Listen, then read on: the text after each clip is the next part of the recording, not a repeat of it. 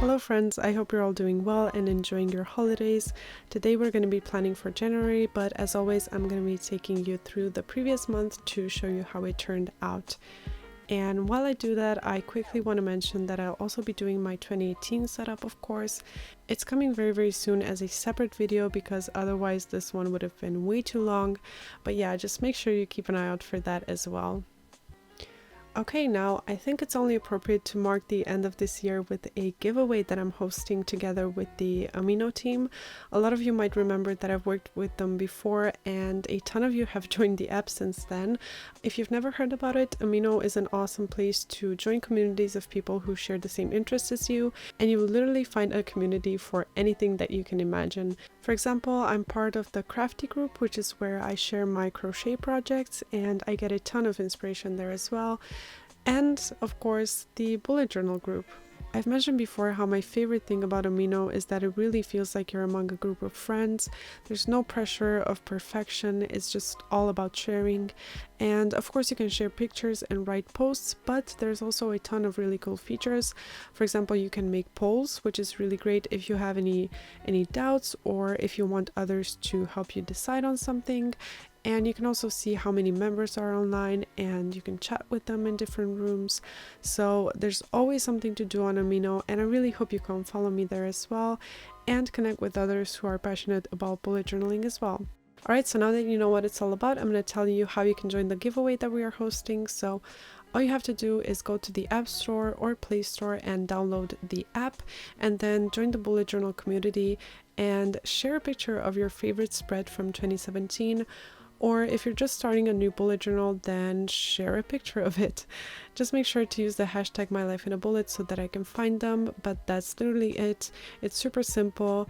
All the info will be down in the description, so please make sure you check it out, and I cannot wait to see what you guys have to share. Alright, that marks the end of 2017 for me. Now on to planning for January. So I'm starting off with the cover page, of course, and I'm just using my zebra Mildliner to write the title. For the header that I'm doing this month, you don't have to be able to do any sort of calligraphy. You can actually use your own handwriting because we're going to be going in with our pens and simply outline all the letters. After that, you want to start adding some dimension by adding an extra line to the left side of every letter and connecting it to the outline. And this is going to create that 3D effect, and once it's done, it actually looks way more complicated than it is, but if you take it step by step, it's actually super simple to create. The theme is extra special this month because it's a collab with my extremely talented and sweet friend Christine. We wanted to come up with the same theme and see how each of us interprets it, so we chose winter lights, and this could be fireworks or candles or light bulbs and so on. Mine was honestly supposed to be some kind of fireworks or shooting stars or something, but then I don't know, it just took another turn. Honestly, I just went with the flow and it turned out a lot different from what I had in mind, but that's not always a bad thing. Anyways, you have got to make sure you check out Christine's video as well. She is crazy talented, and I promise you'll fall in love with her videos as much as I did. The first spread is going to be my monthly log as usual, and you'll see that I've changed the setup quite a bit for this one. For decoration, I'm just doodling some more stars at each corner of the pages, and if you need some help with drawing the stars, you can always print some out in different sizes and then cut them out and use them as stencils. But honestly, I think that even if you freehand them and they don't turn out perfect, I think it just adds to the look, so don't worry too much about it. So I went back to the calendar layout this month, and you'll probably notice that I only drew 28 boxes instead of 31, but by the time I realized it, it was kind of too late, so I'm just going to add the last 3 days of January in my next setup. But of course, if you want to recreate this spread, you want to move the title up a bit so that you'll have space for one more week at the bottom.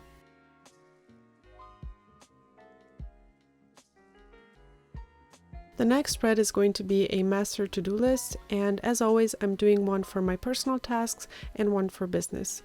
This is especially useful because a lot of times you might have tasks that aren't necessarily due a specific day, so you don't need to schedule them in your monthly log directly, but you still want to have a place to write them down. So that way when you start your weekly planning, you can reference this list and see what you can get done and when to do it. The habit and expense trackers are the exact same layout that I've done previously. I just keep coming back to this setup, it works so well. I have to admit I'm not the most consistent person when it comes to tracking my habits. I sometimes only fill it in once every 2 or 3 days, which is why I keep it rather simple. But the thing is that even if I skip over it sometimes, I always come back to it eventually. And when I do, I'm just reminded to be more conscious of maintaining the habits that are important to me. And it's the same with my sleep tracker, for example, because at first I thought it was kind of extra to track it, but now that I've been doing it for so long, it's useful for seeing the correlations between my sleep pattern and my mood, or just how I'm feeling in general. So anyways, my point is that a lot of things you don't notice until you see them on paper, you know? Alright, we are moving on to the brain dump page, and by now you're probably noticing that I'm not making a ton of changes to my previous setups, because I can actually say that I'm slowly reaching a kind of a setup piece, you know, and I feel like the spreads in the setup are super useful for me, and they're all that I need to get through the month. So this spread is for writing down anything that doesn't go anywhere else, pretty much, like quick notes or reminders or just random lists. And I found that having a spread where you can just dump it all is super useful, because you don't always have the time or the need to make a separate spread for every single thing that comes to your mind. So yeah, I really enjoy this spread.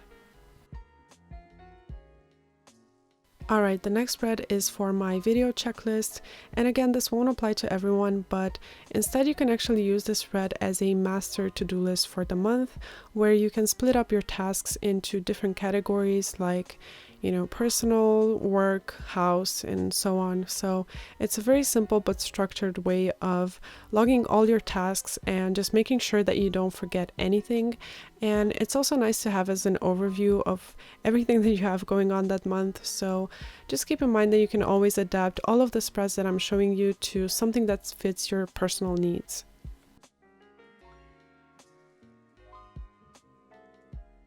The following 3 spreads are going to be reserved for journaling, and I do need all of this space because, as you've seen, I like to also add a ton of pictures in my journal, and for that I use my HP Sprocket printer, which I will link below. I still get a ton of questions about journaling, so I'm going to try to answer them right now. So a lot of you ask what I write about and when do I do it. So ideally, I sit down at the end of each day and just write a few sentences about what happened, just because a lot of times I feel like the days just pass by, and I know a lot of things might seem trivial or not worth mentioning, but if you do write even just one sentence every day, you'll come to realize that even the small stuff can make great memories for the years to come.